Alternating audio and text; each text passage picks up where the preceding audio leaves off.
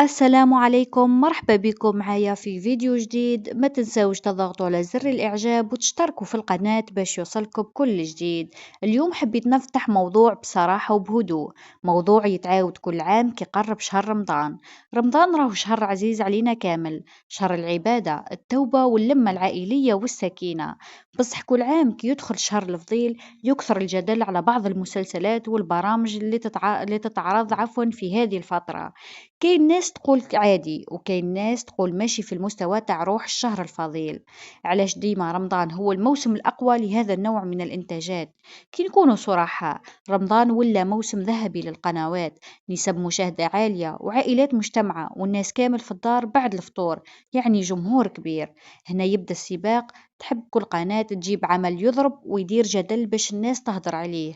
بصح مرات بعض الأعمال تكون فيها مبالغة في المشاكل العائلية، تصوير سلبي لبعض العلاقات، ألفاظ أو مشاهد ما تتماشاش مع روح الشهر، وتركيز كبير على الإثارة أكثر من الرسالة.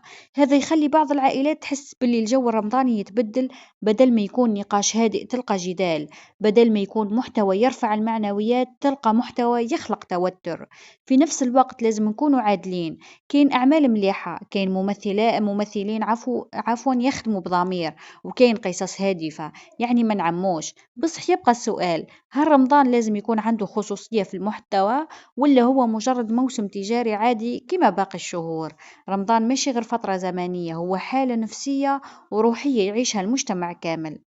في الأخير كل واحد مسؤول فينا على واش يتفرج وعلى واش يدخل دارو. القنوات عندها حساباتها والمشاهد عنده اختياراته.